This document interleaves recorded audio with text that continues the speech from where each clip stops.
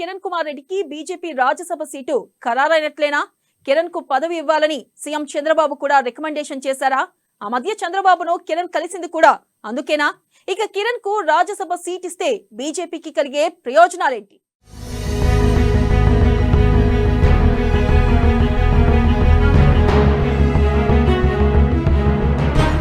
BJP నుంచి రాజ్యసభ రేసులో మాజీ సీఎం కిరణ్ కుమార్ రెడ్డి. రాజ్యసభ సీటు కోసం కిరణ్ కుమార్ రెడ్డి ప్రయత్నాలు. కిరణ్ కు మద్దతు పలుకుతున్న చంద్రబాబు.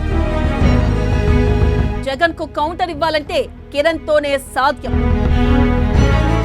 వైసీపీని ఢీకొట్టేందుకు రంగంలోకి కిరణ్ కుమార్ రెడ్డి.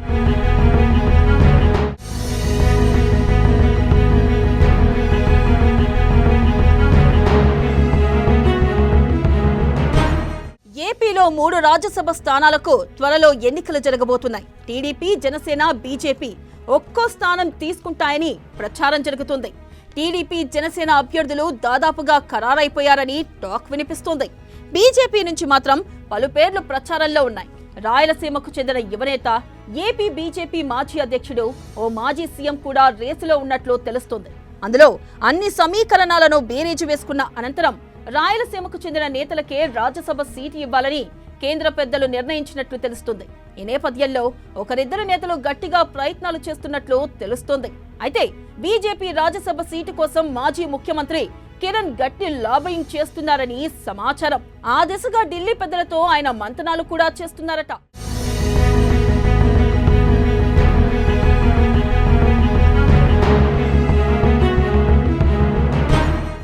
కుమార్ రెడ్డికి రాజ్యసభ సీటు కోసం అనూహ్యంగా చంద్రబాబు కూడా రికమెండేషన్ చేస్తున్నారని తెలుస్తోంది.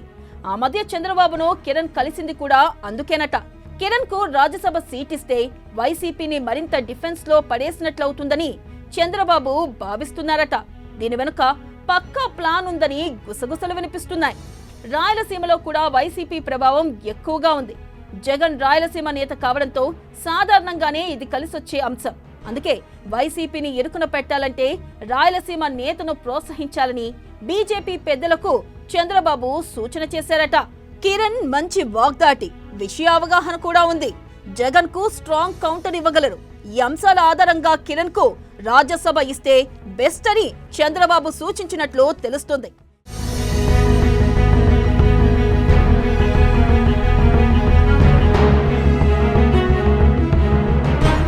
కేంద్రంలోని బీజేపీ పెద్దలతో కిరణ్ ఇప్పటికే టచ్లకు వచ్చారట.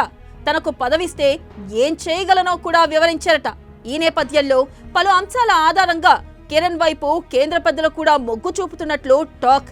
ఇక ఆయన పేరును ప్రకటించడం ఒక్కటే మిగిలి ఉందని తెలుస్తుంది. మరి నిజంగానే కిరణ్ పేరు ఫైనల్ చేస్తారా, లేక ఇంకేమైనా అనూహ్య మార్పులు జరుగుతాయా అన్నది త్వరలోనే తేలిపోనుంది.